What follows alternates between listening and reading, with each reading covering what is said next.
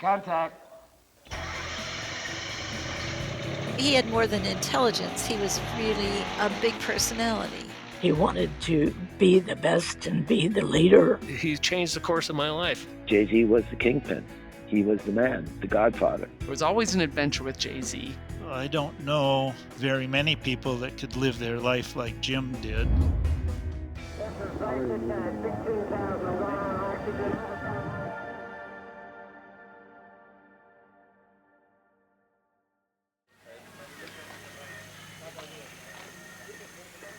You're on the air. Good evening. Good morning. Good morning. Good morning. Well, this afternoon we were tooling down the road and we stumbled across one of the hang glider manufacturers' places. It was right out here in the middle of Long Island. We hadn't heard that Will's Wing had a factory out here, but as it turned out, they do, and their manufacturing site is right down here.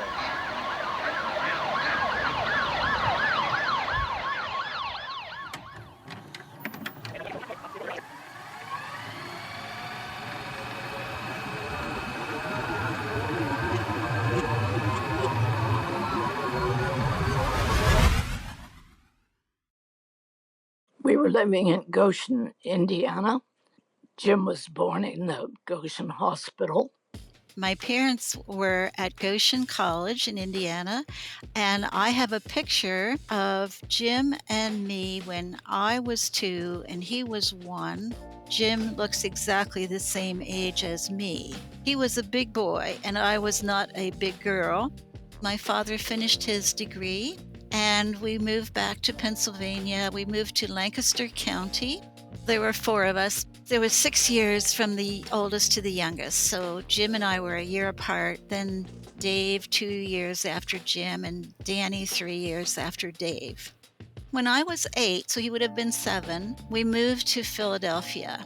And we lived in a suburb called Fern Rock, which was right next to Fairmount Park. We used to play in the park, but I do not remember the disastrous day when Jim and brother Dave went off to Fairmount Park, and after they set up their tent, they started a fire. And unfortunately, this fire burned down a significant area, which resulted in, of course, the police coming to our house and wondering why these boys were not under better control. The police were evidently very understanding. I don't remember any dire consequences, but it was a bit painful for the parents, I'm pretty sure. I have to admit, he gave us a hard time. I remember as helping other kids as well. It seemed to be a leader in mischief. Fortunately, he eventually got through all those mishaps. Looking back now, of course, it does not seem as grievous as it did then. He was willing to take chances and beat the odds. As a teenager, Jim had a tremendous ability to get into trouble. By then, we had moved to Hatfield in southeastern Pennsylvania. We would get together on Saturday mornings on the radio. I would work on my project at home and he would work on his, and we'd sit and talk about different things that we're doing. I remember he had a whole bunch of parts for bicycles and he put together several of them. And I mean, it was like no-brainer for him. He just did it. My father was very concerned that the boys understood cars. My father knew cars inside and out, and he had all the boys often covered with grease and out there taking engines apart and so forth. That was just part of what they did. He had got his first car. He was very proud of it. I remember him opening the hood and painting the motor bright colors and putting a legend on the outside of the car which said, "Fearless Leader." We all went to a school called Christopher Dock. I have a picture from his senior yearbook. It's quite clear from the things they say. They say, an individualist, spontaneous contributor in class, ham operator, hopes to be an electrical physicist, whatever that is, aggressive soccer and football player, and his 56 Merc feels its age. He was obviously quite popular in his senior year after I left. He impressed his father when it was time to go to college in Kansas. He brought forth a little notebook and told his dad, "I put in this notebook everything I ever earned, every penny." That was dedication. He went off to become an aeronautical engineer. That's what he did in university. He then joined Boeing. Kathy was his second wife and the mother of Dave and Zach in Oklahoma. I didn't know her well, but I talked to her at times and I found her very pleasant, very nice woman. Boeing started laying off people and Jim retained his job. And I remember him talking about the fact that it's not worth staying for the salary because there's nothing for me to do. And I find that just is driving me crazy, right? So that's when he first decided to start his own business. He had the plant band idea and figured he could create the machinery for it. And he started that in Oklahoma, I believe. He told somebody he'd come up with a product. He had no idea what he was going to do, and all of a sudden he looked at a milk carton and he started to play with it, and he goes, "Oh my God, this is it." They were milk carton material that was bent and welded together into tubes and then chopped in order to put dirt in them to start the plants. And then he designed, because he is an engineer, designed and made this machine to go ahead and make the product. I know about this only from hearsay. The plant bands were made, not always, but this one season were made with a glue that turned out to be toxic to the plants. So he actually went bankrupt over that. And it was at that point when he moved to Colorado and started the same kind of factory again, but with much more concern about what was in the glue. I thought I heard somebody coming up here. No. I'll be filming this sports spectacular with a PK-801 movie camera.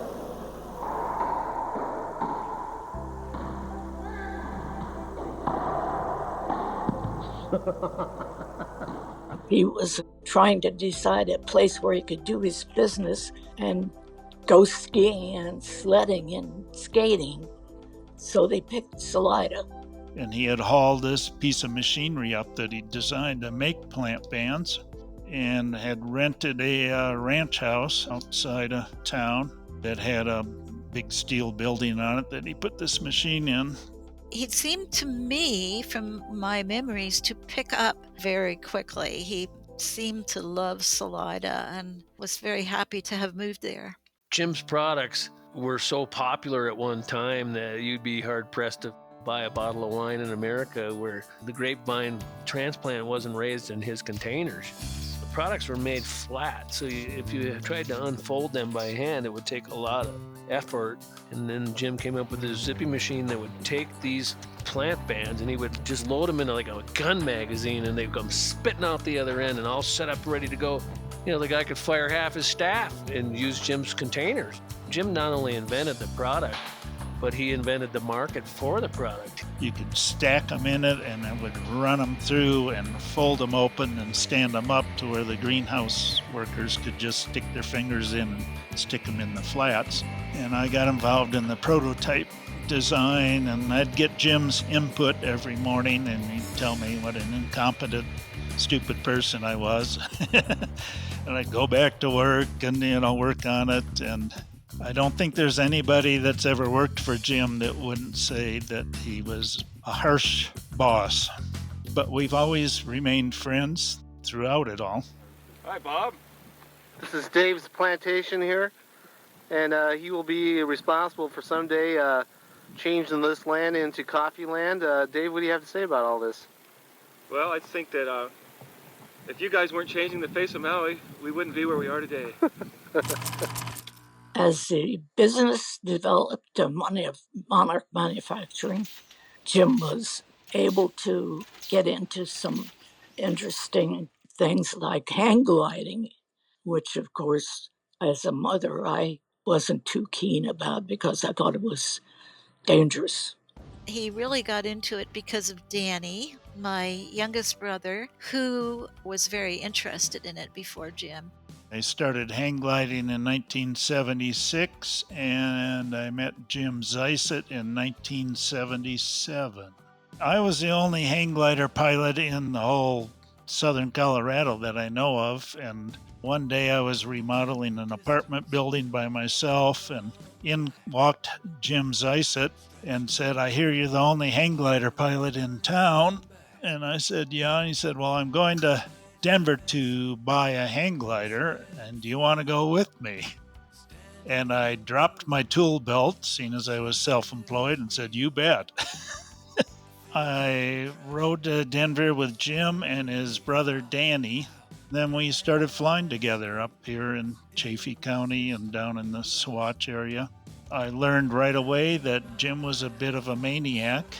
He was an extremely unusual person, extremely sure of himself. I think he really was very self-confident, very active. He was willing to do anything in the hang glider with very little experience. So we actually pioneered a whole bunch of hang gliding sites around the area, some of which were one time only. But a couple of them, such as Mount Princeton and Whale Hill, are still flying sites. Danny never had a hang glider, but Jim taught him in his monster Leaf Talon. Danny probably weighed 120 pounds, so not a lot of control authority in a weight shift hang glider. And that led to his demise off of Mount Princeton. I was down in town, and it was way too windy for me to think about hang gliding. Jim decided to launch his brother off the west side, which is very turbulent with west winds. He got a little bit away from the launch, and the wings snapped. He helicoptered down, and in those days we didn't have parachutes yet. He was a mess. Danny was killed when he was just 28. It was a horrible tragedy, really. And it was, of course, much worse for Jim because he had to find him when the hang glider collapsed and he fell. He was still alive when they found him, but he died on the way to the hospital. When Danny passed away, Jim was down and out. Internally, Jim was very upset, but Jim's never been a person to show his emotions very much. That's a pretty awful way to start your hang gliding experience, but Jim did love it and felt that he could be useful to the hang gliding community because he understood some of the principles about how a hang glider worked and how it could work better.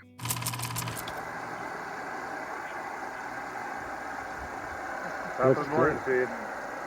How do you qualify for coffee? How do you qualify for coffee? You got to, first of all, you got to have not be running a video camera.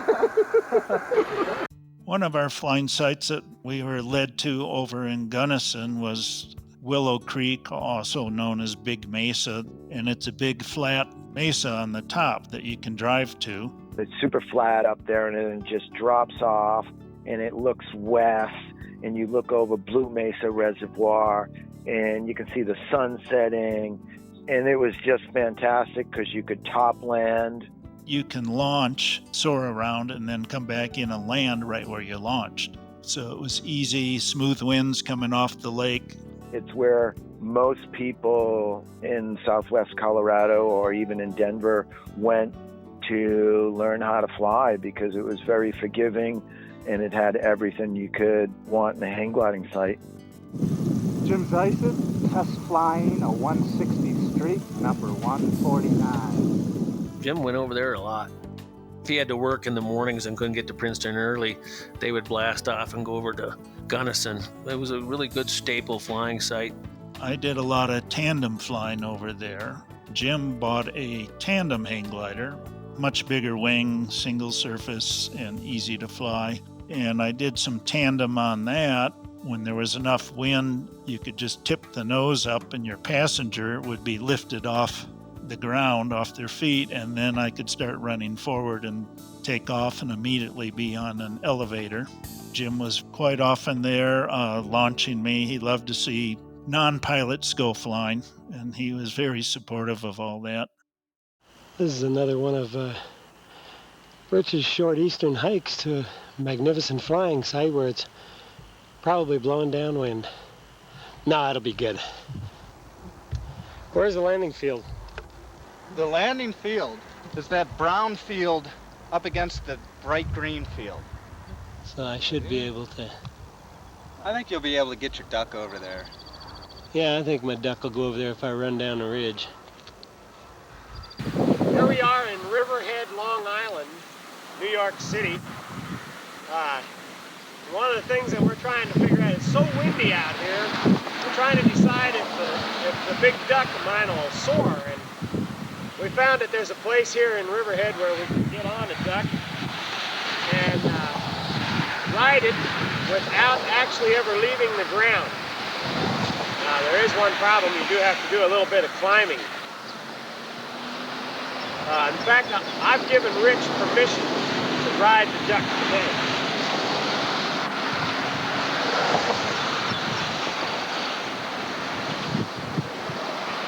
I like it. I think it'll fly. I like the aerodynamic beak on it. Well constructed.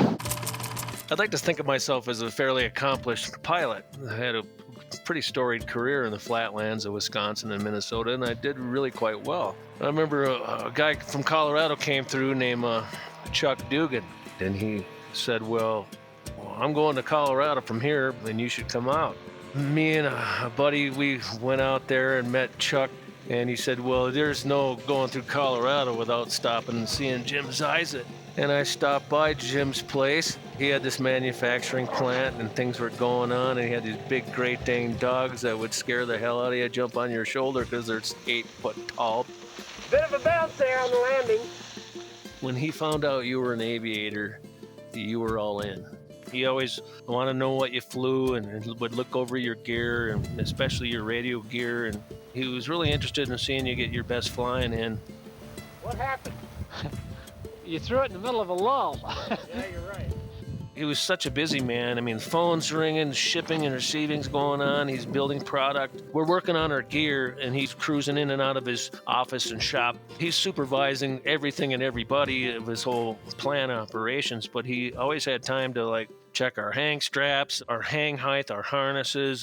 He took us flying one day, and he threw us off Mount Princeton, which was a big step for a flatlander, and we're taking off this 14,000-foot peak in the lee side of the wind, which is something I was always taught you never do. Mount Princeton is a very, very advanced launch.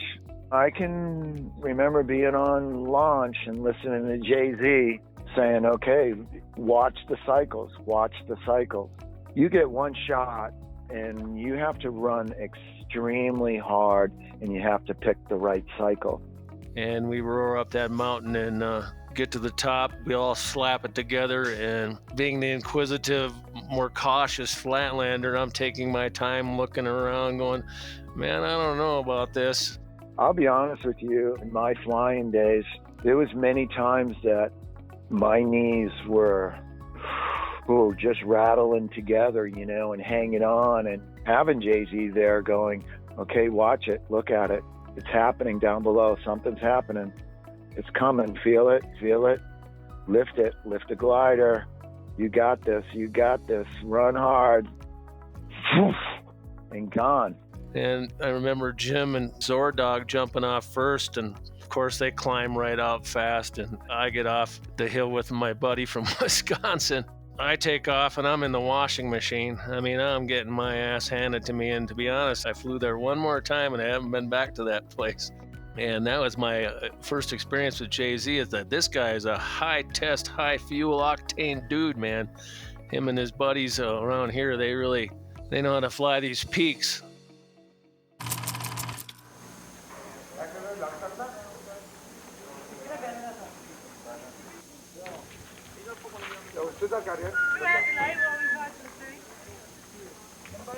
It's a 2-hour ride from launch.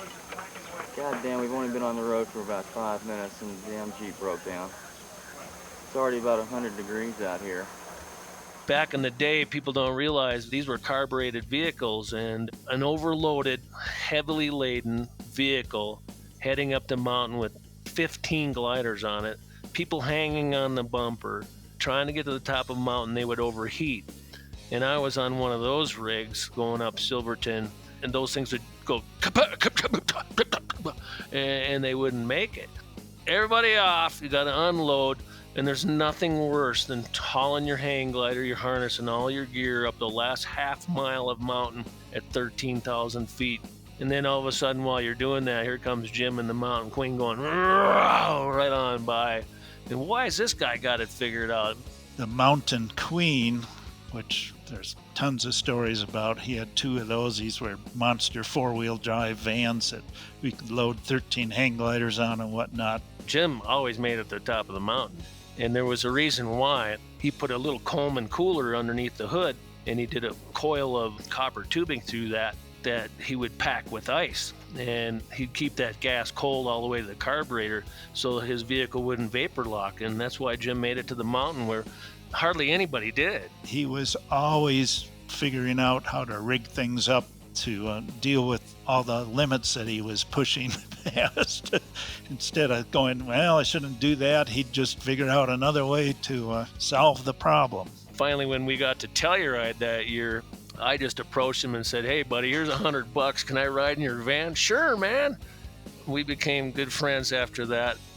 Soar with some of the best as we head for the San Juan Mountains and the Telluride Hang Gliding Festival.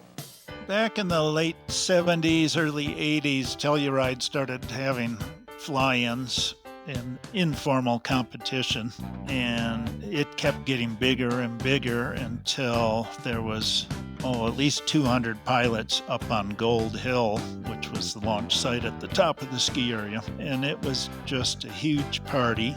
We'd party all night and fly during the day. Jim had his Mountain Queen, which I was always happy to get a ride on. There'd be like 13 pilots and all their gliders on the roof, maximum load. There's one section going up the hill where the road gets very narrow and it's a cliff on the side of it. I believe it's called the plunge that goes down into Bear Creek, and you're looking almost straight down. And every time we'd go up, as we're going past the plunge, we'd all start singing Werewolves of London and going, "Ahoo, ahoo." And he'd scare you. I mean, he had some turnaround techniques on top of these mountains, and he'd bash through snow drifts, and the vehicle would almost go over the edge of a 4,000-foot cliff. But we were all wanting to give him $100 to ride with him. This is the 24th of September on Telluride. Take off about noon. Ed Goss has already taken off. He is currently somewhere up here on Palmyra. There he is. Looks to me like it's soarable. The flying was just outrageous. What a spectacular place to fly.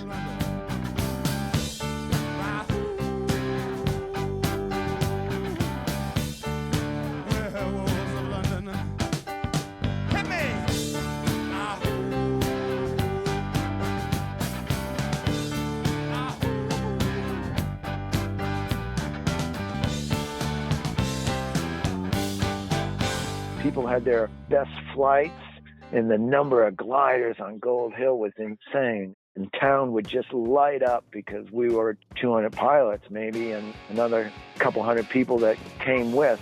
Boy, we partied. The town people called us the fly bags because we were a little too rowdy, I believe. And Jim, of course, liked to be the center of attention as often as he could. Jim always had such a presence there, setting up his trailer. He'd pull into the town park. All of a sudden, he'd pull out his pliers and start clip, clip, clip, clip, clip, clip, clip, and take down the hurricane fence along the third baseline. And the town park employee would go, "You can't do that." And Jim would go, "Get out of here." And the guy'd run away, and Jim would set up his trailer on there and just take over.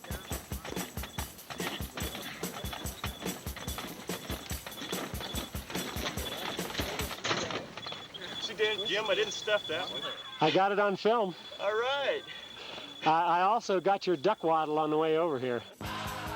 When you're coming down to the sky at night, there was a pattern you had to regulate yourself to. Like coming into LaGuardia, you had to get into this pattern over the red cliffs. And I remember I was in the pattern one day and Kenny Grubbs was below me. And I'm listening all afternoon on this aerial battle with paintball guns. The last thing I wanted on my glider was a bunch of paint. And all of a sudden comes Jay-Z and Zordog ripping through, chasing each other. You could hear them in the air. Ha, ha, ha.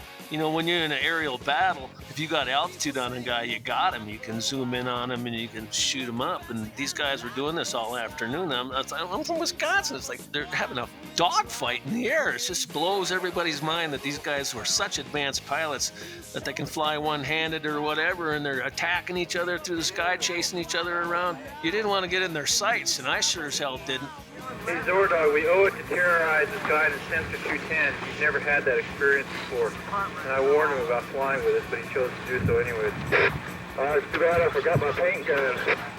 They did so much flying together. Jay-Z and Zordog could be described as his wingman. And those guys did things I never just thought possible in flying hang gliders. The things they did, flying through thunderstorms by choice and getting blown back and landing in the Telluride school parking lot and Jim dumping hail out of his harness. And I'm just like, who does that? Jim always was full speed ahead and always taking risks. It didn't matter if it was driving or hang gliding or later when he got an airplane. Jim always pushed the limits to the max. Well, another bagged up day. The rain's got us. And everybody'd be bent out of shape because I flew, and they wouldn't stop at the landing field for my glider. And there I'd be with no glider tomorrow and have to take a loss. I can't handle that. So I'm tearing down like everybody else. And I say to this day, I believe that Jim Zeiset was the most fearless hang glider pilot I ever met. Jim Zeiset coming in on final. Almost.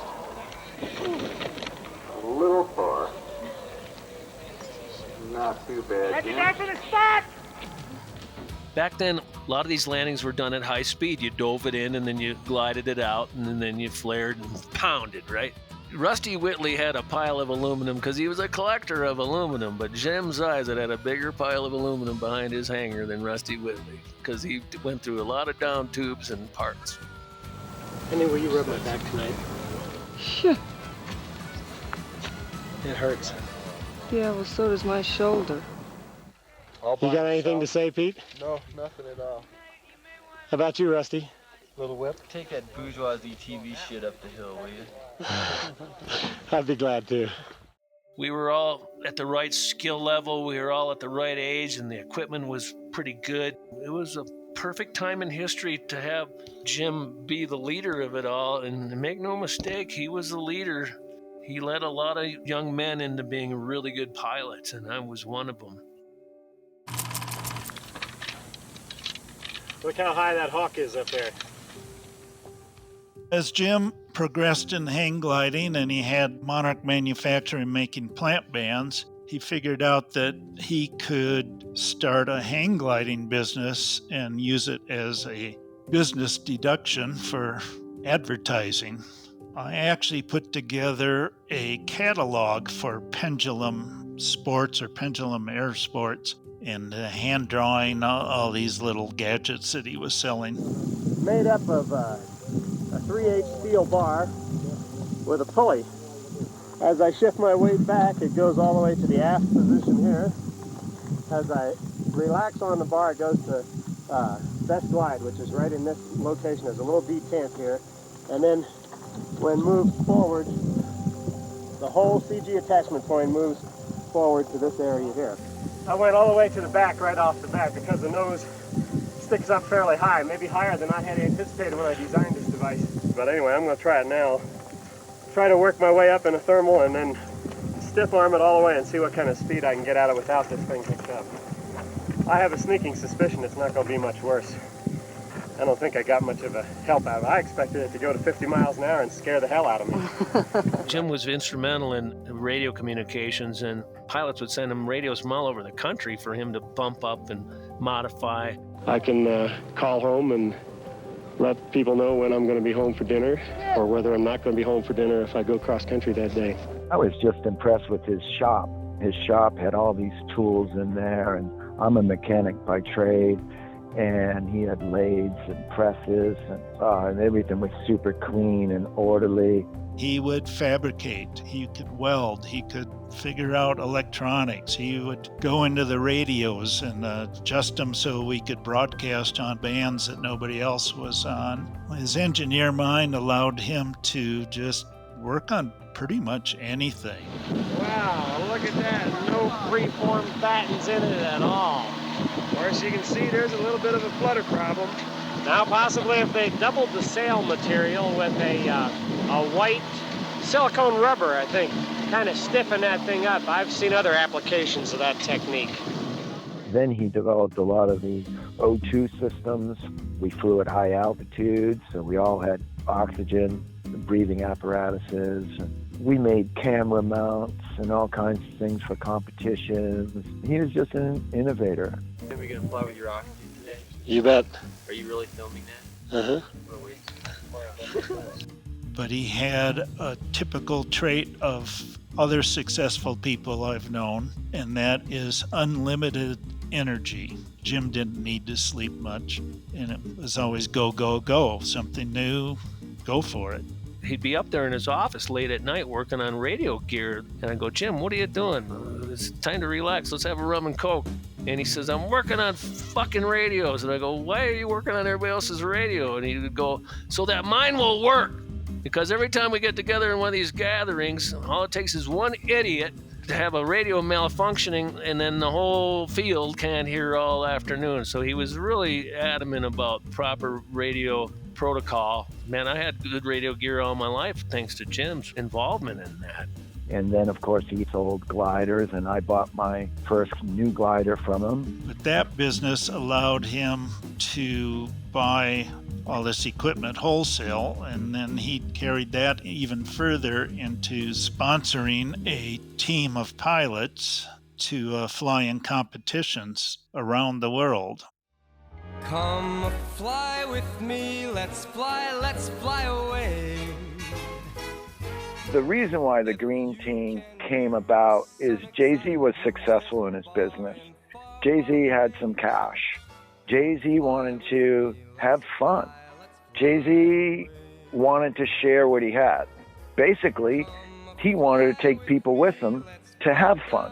He assorted pilots from all around. It was a good deal because he'd give you the equipment and pay for a lot of the expenses, and you got to travel around the world. They went to Australia and India and Brazil and California and competed.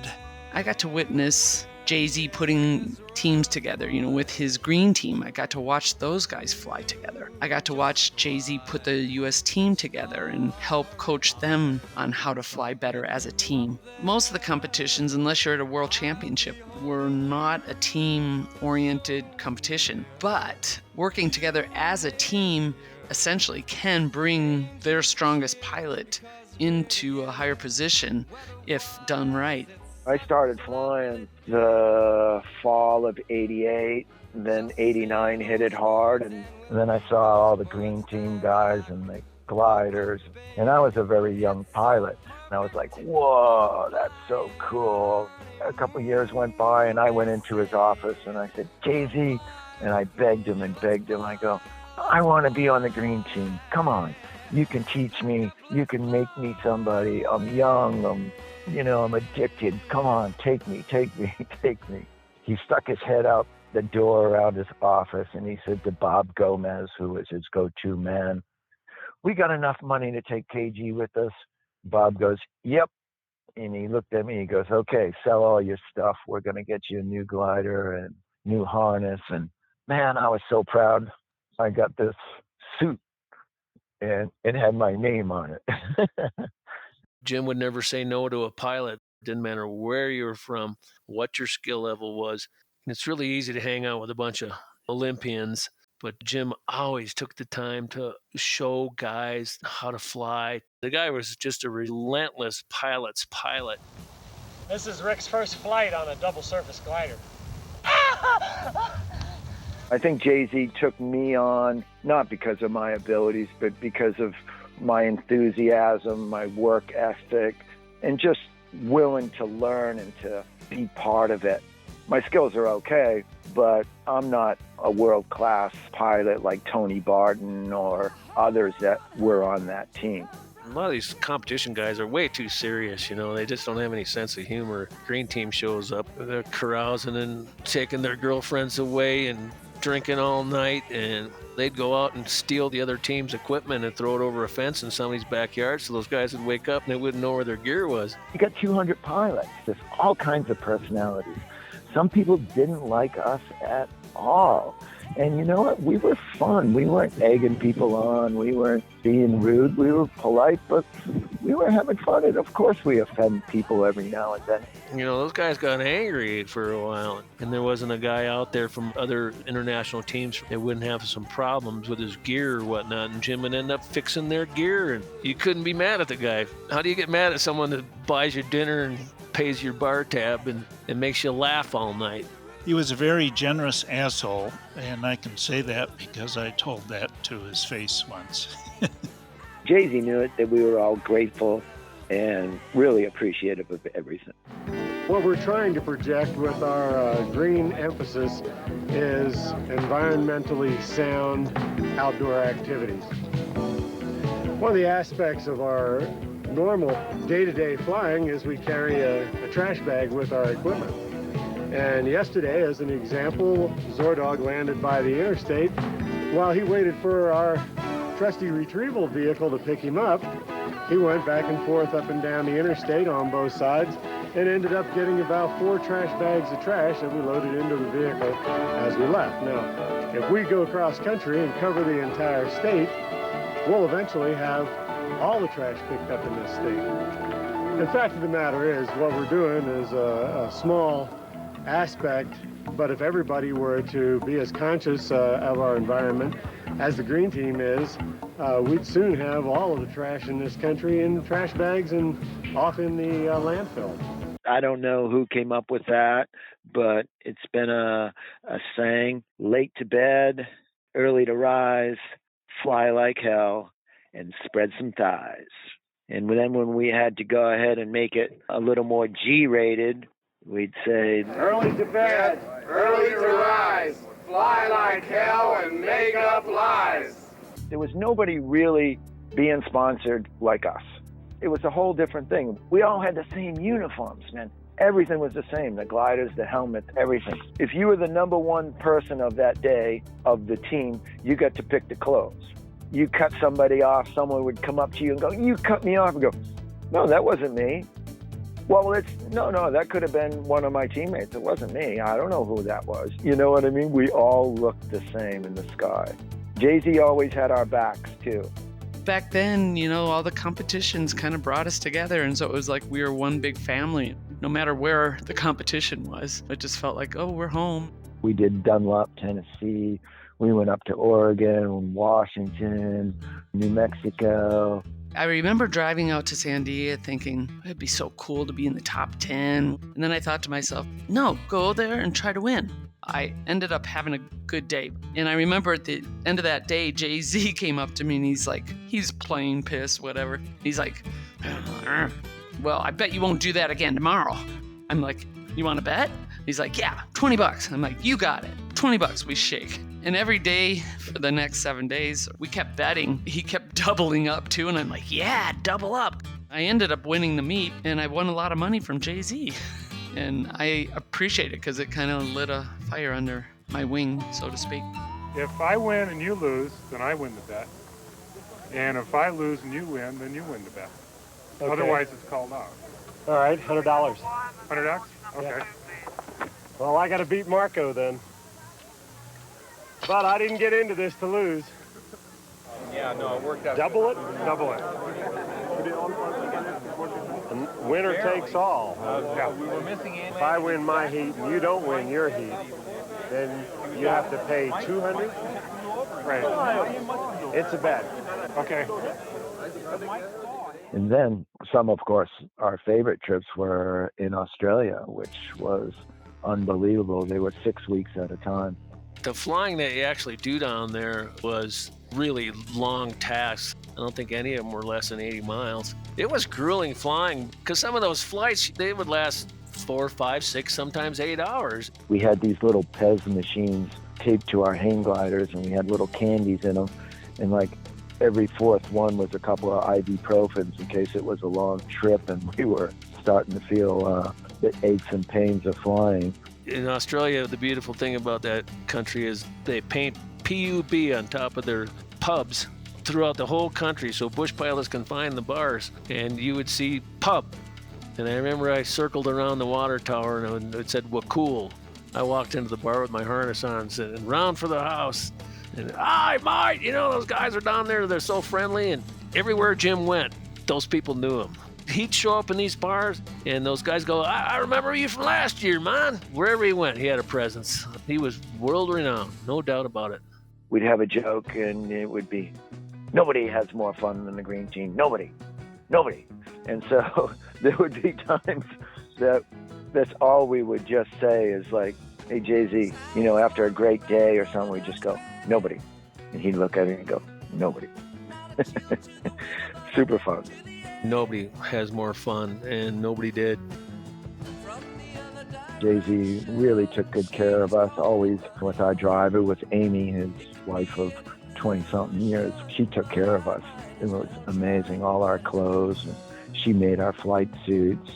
Amy was a big force in that. Amy was Amy, and she was Jim's match, sword for sword, and they were such well-matched gladiators, if you will.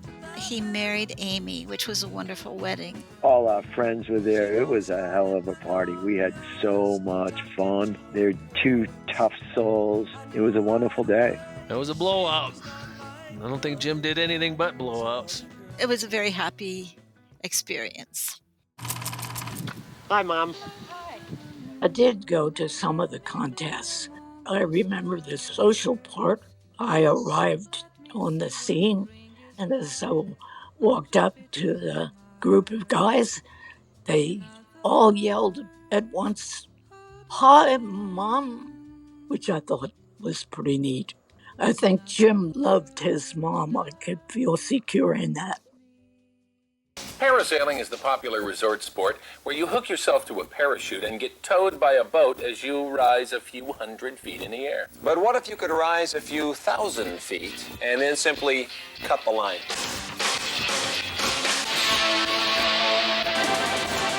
Hang glider pilots Jim Zeiset and Robert Combs are launching a new spin on their sport. They call it water gliding, and they'd like to take you along for a ride. Jim and Robert have devised the first hang glider that can be launched and landed easily on the water.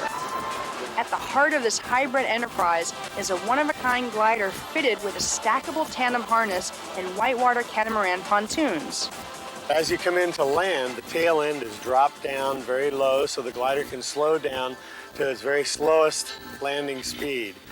As you reach that speed, the tail end of the pontoons touch the water first, and then the whole pontoon lays down smoothly on the water. The pontooned hang glider makes water landings possible, but it's the custom towboat that makes the whole idea fly.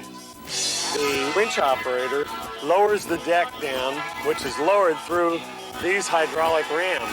The float and glider assembly is slid right up the back. Then it's activated again, moved back up, and that brings the glider up into the flying attitude. Jim chose a catamaran hull with a counter-rotating propeller system for towing stability. A hydraulic winch pays out the super strong Spectra fiber line, which tows the water glider to an altitude of 2,000 feet. Yow! Once we reach our maximum altitude, the line is released and we begin our free flight. An ingenious little drone chute keeps the tow line from falling into the water as it's reeled in. Jay-Z's engineering capabilities, it's insane. But he'll be the first one to tell you that he's made so many mistakes, but you just keep going. Oh, that didn't work. What was I thinking? Or, yeah, I think it'll work. Yeah, we need to work on that parachute bag. Yeah, that's a hassle. It took you forever to get on. I had to rip the bag apart.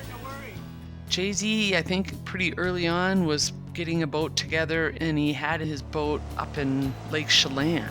I remember going out on the boat with him and towing up and landing in the water. Yeah, it was just fun.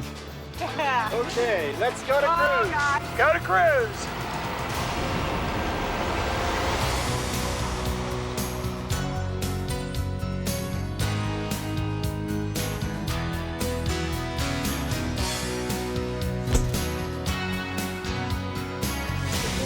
Why is this man smiling? Why is this man smiling? Jim always had an interest in aviation, obviously, and at some point he decided to get a pilot's license. He got a twin-engine Cessna. Jim bought this from the DEA. It was a confiscated drug smuggling airplane that he bought somewhere on one of the border states. And brought it back here and totally refurbished it with leather seats and a new paint job. And he would fly out to California for some of his sales pitches. And he loved to take it out and scare people. I don't know if he was intentionally trying to scare us. That's just the way he was as a pilot. We were coming from Gunnison to Salida, and he goes, "Do you guys want to have a little pass in the canyon?" "Yeah, sure." So he'd come up over Monarch Pass and just dive it over Monarch ski area. He would just go down through the pass, man, and just bank it through and over the highway. And, we had all the faith in him because he knew how to fly. Yeah, we could have all died at any point, but we didn't. So I remember flying over to Gunnison with him once, and there was a bunch of hang glider pilots coming this way in their cars towards Salida, and Jim decides he's going to get down on the highway until he sees a hang glider on a roof and buzz him. We're coming in to buzz a hang glider vehicle, and he looks up and sees a power line straight in front of us, pulls the airplane up vertical until it stalls, and then pulls it out of the stall, and on we go. That may have been the last time I went for an airplane ride with Jim. We're up at Princeton, and we're all setting up our hang gliders, and we heard it. We heard the whine of the engines, and we looked to the west, and here comes Jay-Z, and he's just screaming towards us, and he's coming right at the mountain. And as soon as you can start to see him, you can see Amy punching him on the shoulder, punching him, going, "Don't go so close." You can just imagine what she was saying. And we all basically hit the deck. That's how close he was. It was amazing. And he would just pull up, and you could just about hear him grinning and laughing as we hit the deck. I'll never forget that one. It was the kind of thing he did, was buzzing people, just pushing the limits, always. All I can say is I think God loved the man, because he went over the edge a lot of times and shouldn't have come back, but boy, he pulled it off. Not too many people can say that, because they're dead. Nice North Cross. We've seen it before. I take it me setting my harness down right there doesn't mean anything to you. What do you mean?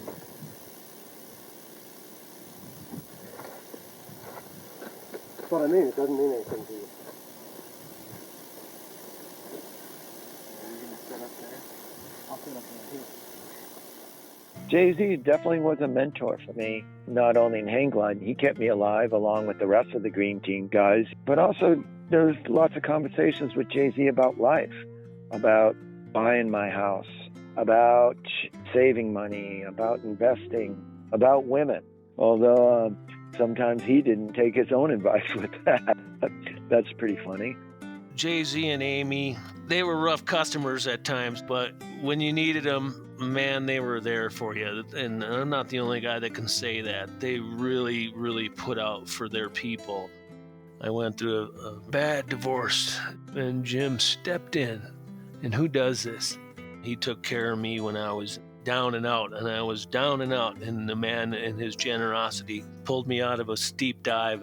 He invited me on the green team in its last year and took me to Australia, and I had the best flying of my life. Being a part of that from a man that was trying to open my eyes to a lot of new things, I'll never forget that.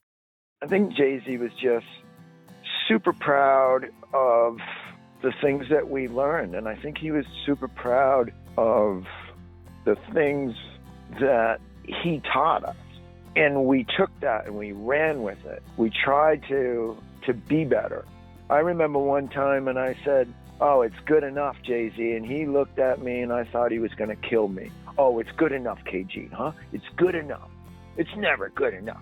And we had to strive to be number one, and I think that gave him a lot of pride. He was a skilled teaching, trades kind of guy. Jim taught you how to take on and do things you wouldn't normally do in your envelope. Another way Jim was involved in hang gliding is that he was a representative of our region in the United States Hang Gliding Association. But at some point, they were going belly up. They were out of money, and they were based in Colorado Springs. Jim, being a can-do guy, he drove down to Colorado Springs and basically kicked people out of the office and sat down in the captain's chair and took over and spent at least 3 months getting the United States Hang Gliding Association back on its feet. Jay-Z's very outspoken and wasn't afraid to say it the way it is. I think he was not afraid to not be liked either, to offend people. Because there was people that didn't like Jay-Z, for sure. I know the people working there were a little put back by his manners, but Jim was a very sharp business person. He was an entrepreneur. He knew how things worked, and he was successful, but also, he had his failures. And I think that kind of leadership is what Yushka needed. And he figured out how to get it back in the black, or in his case, it would be back in the green. One of his biggest things is like the hang gliding and paragliding, where kind of people are like, we don't want to mix. But Jay-Z saw the future of like, hey, we either got to team up or burn out. So he was a big guy in trying to bring both sports together.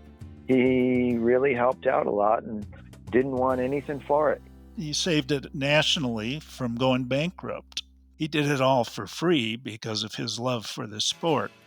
Telluride fizzled out. The whole world was like, what? There's no Telluride Airman's Rendezvous? That can't be. And Jim upended his staff at Monarch Manufacturing and pulled them out of there and went and did 2 more events in Telluride that he ran. And seeing how Jim did it and seeing how the Telluride Air Force did it, it was a whole nother level of skill to put on events. And Jim always would say that you take care of the pilots and nothing else matters. So Jim's priority was always on the pilots, flying, their entertainment, their access to launch.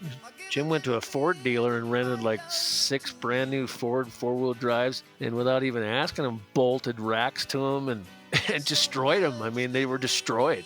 I think I had to see what level you would not go to put on an event that would be top shelf. That's how Jim did things. It was top shelf, or we're not doing it.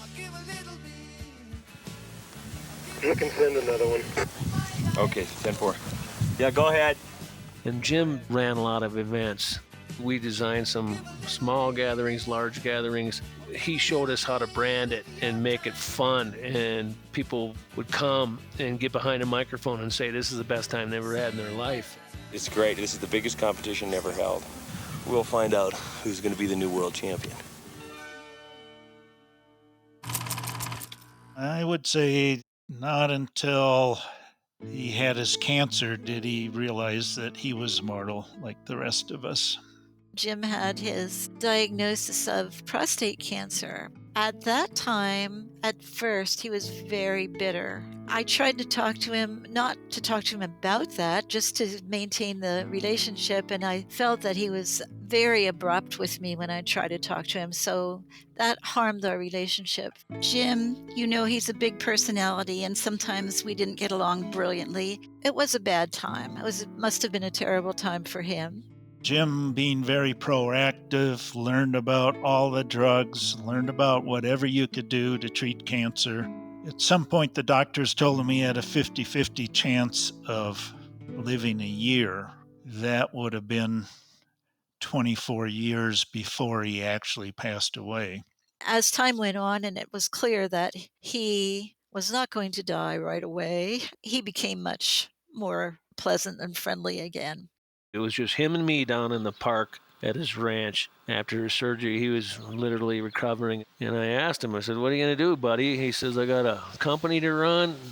I got hang gliding to do, and a life to live." And boy, did he. He did it all. He never gave up. Although he survived all his treatments, the medications that he ended up taking took its toll on his joints, his metabolism. I remember one of the saddest conversations I had with him after he had quit flying. I begged him to come back, but he couldn't run anymore. He couldn't run anymore. He had fused ankles and bad knees and shot hip and bad shoulder. He said to me, "Larry, I gotta quit." And I'm going, "Really, buddy, really?" And he says, it comes to the point where you've had enough. I've had enough. You don't want to go anymore? Yeah, I do, but I had enough. I really had the top of the world there for so long that I can't do it at a level less than that, and I'm going to give it up.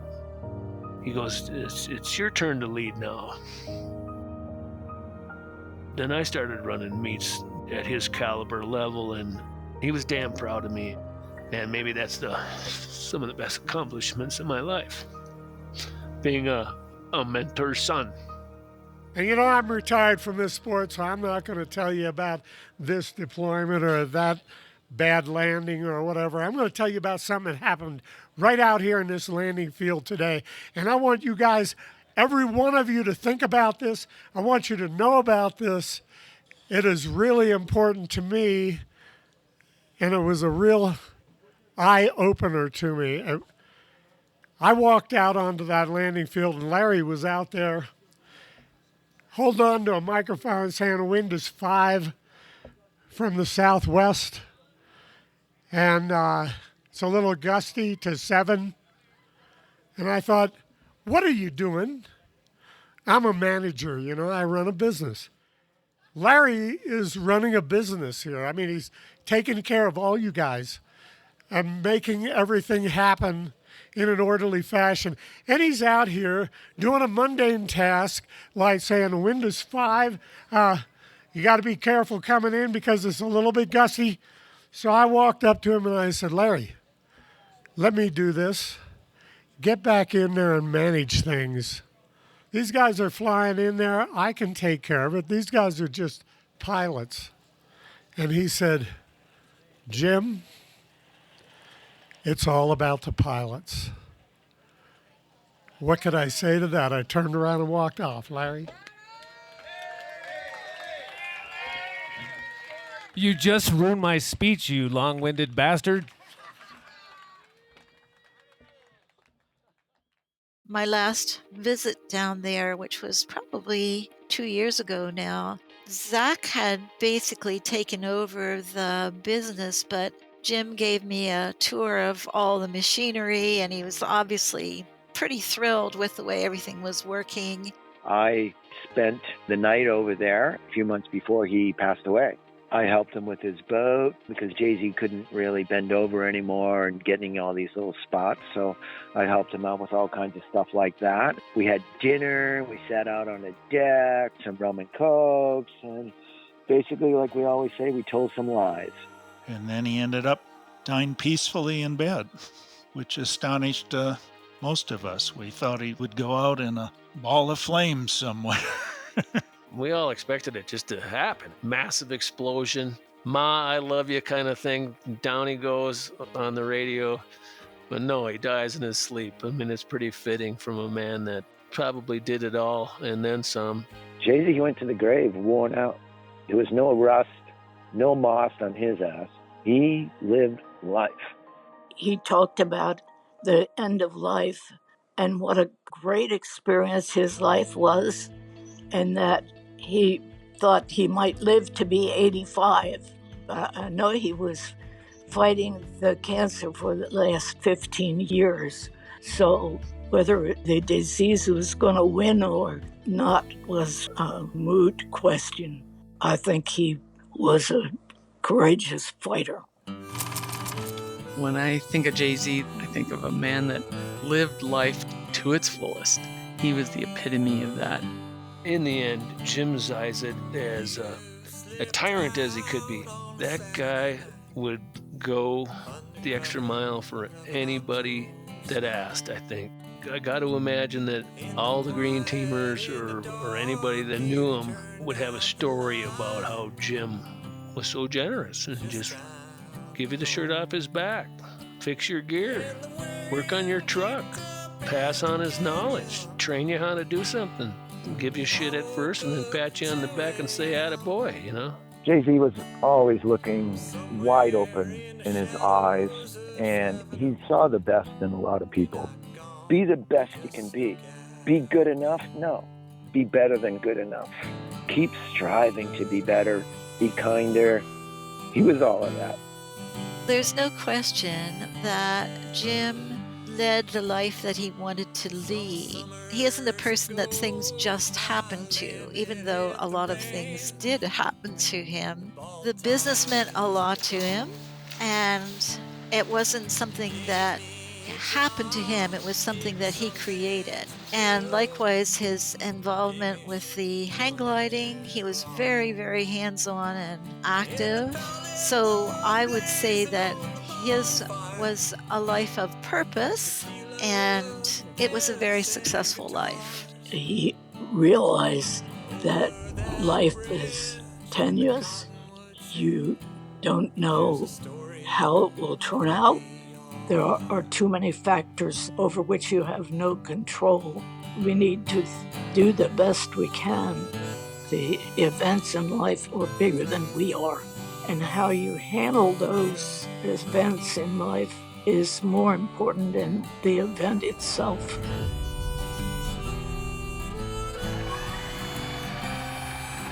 We love him, and thanks for the memories.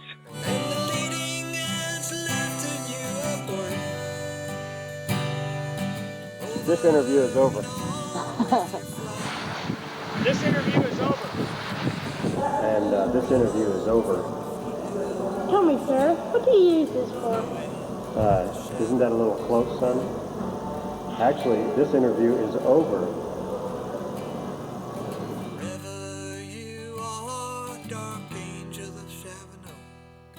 Laughing from the shadows of this life.